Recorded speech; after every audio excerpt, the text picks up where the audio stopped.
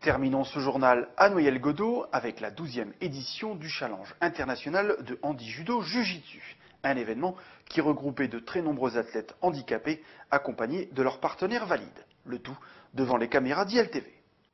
Pour son 12e Challenge international handi-judo Jiu-Jitsu, le club de Courcelles-lès-Lens a une nouvelle fois mis les petits plats dans les grands.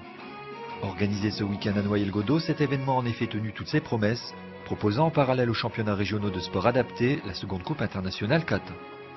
Une 12e édition associant sur les tatamis des judokas valides et handicapés, des duos venus de France et de Belgique, participaient à ce qui est désormais une véritable fête sportive. L'objectif, c'est d'essayer de tirer la personne handicapée vers le haut et de l'amener le plus loin possible. En aucun cas d'assister la personne handicapée, simplement de l'aider s'il le faut. Si l'handisport est un sport aux règles aménagées pour être pratiqué par des personnes ayant un handicap physique ou sensoriel, les sports adaptés sont quant à eux pratiqués par celles et ceux atteints d'un handicap mental.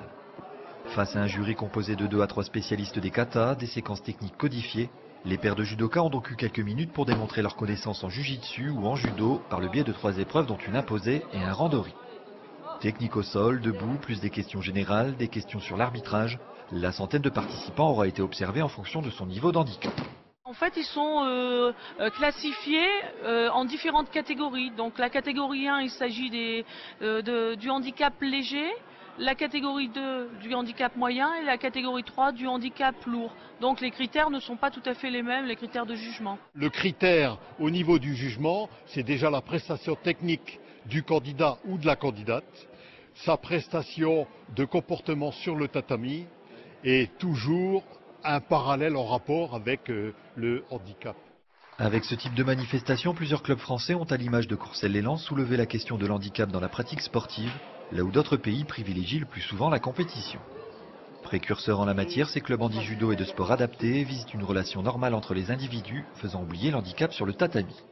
C'est ça, c'est-à-dire que mettre en valeur surtout le positif, tout ce qui est positif. Tout ce qui est négatif, ça fait partie bien sûr du travail des spécialistes en médicaux et paramédicaux. Nous, on ne s'occupe que de la partie sportive. Au final, l'exploit réside non pas ici dans le nombre de projections correctement exécutées par les concurrents ou le nombre de retournements de l'adversaire, mais bel et bien dans le fait qu'on ne puisse faire la distinction entre valides et judokas handicapés. Et de ce côté-là, pour le spectateur lambda, ce week-end, c'était parfois à s'y méprendre.